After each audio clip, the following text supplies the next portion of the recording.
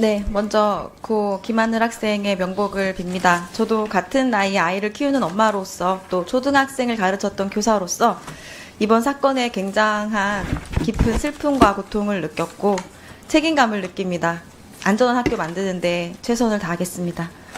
자, 학교에 학생이나 동료 교직원들에게 위해를 가할 정도로 심각한 어려움을 겪는 교사가 있다면 즉시 조치하고 대응 가능하게 하는 제도적 방안 필요하다고 봅니다.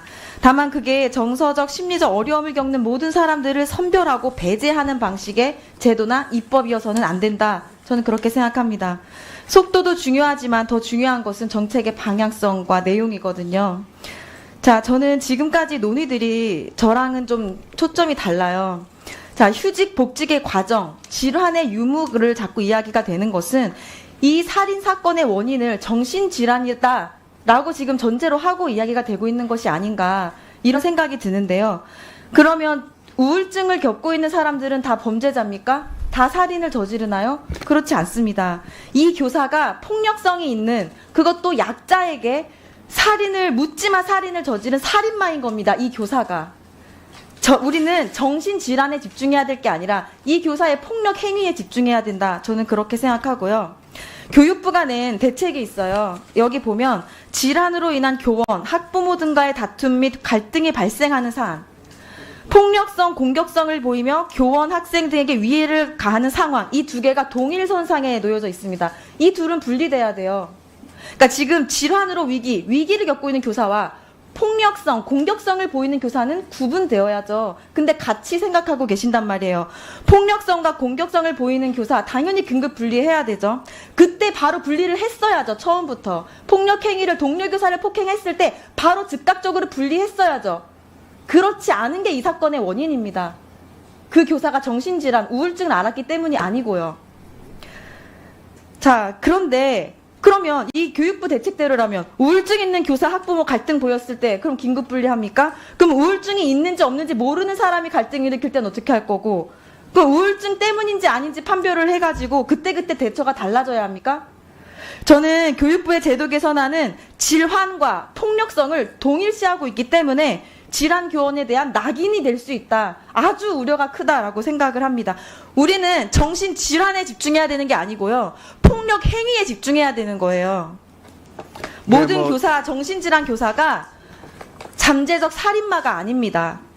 자, 정신과 의사들도 우울증 환자가 범죄 저질렀으니 우울증이 원인이라고 판단해서는 안 된다. 우울증 환자에게 부정적 낙인 찍고 환자 치료를 저해야 한다고 입장 발표를 했고요. 근데 복직 제도 개선안을 제가 봤는데 정신질환을 가진 교원에 대한 심의를 강화하겠다는 점이 반복되고 있습니다. 이거는 정신질환의 유무를 곧바로 폭력성, 공격성과 연결시키고 있는 것은 아닌가 생각이 됩니다. 또한 교사가 질환이 있으므로 폭력성 또는 공격성을 나타낼 가능성이 있어서 배제해야 된다. 지금 교육부가 이런 방식으로 대책을 세웠거든요. 그러면 교사를 선별하고 제외하고 판단하고 이러는 데 지금 초점이 맞춰져 있어요. 저는 학교 안전 이것에 대한 이 본질적인 대책은 교사의 회복, 복귀를 돕는 데 있어야 된다고 봅니다. 근데 현재 교육부의 방향은 문제를 일으킬 것 같은 교사를 선별해서 배제하는 방식으로, 무슨 마이너 리포트도 아니고 막 예측을 해서 범죄가 일어날 거 예측해서 다 뭐 미리 제거를 하려는 그러한 데 초점이 맞춰진 것은 아닌가 우려가 됩니다. 대전에서 진행된 휴직, 복직 전수조사도 마찬가지입니다. 질환 교사를 판별하는 게 중요한 게 아니고요. 폭력 교사를 분리시키는 게 중요한 거다. 저는 이렇게 보고요.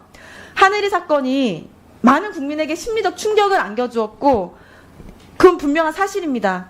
근데 이거는 극단적인 사건인데 이거를 일반화해서 적용하면 오히려 극심한 혼란에 빠질 수 있어요.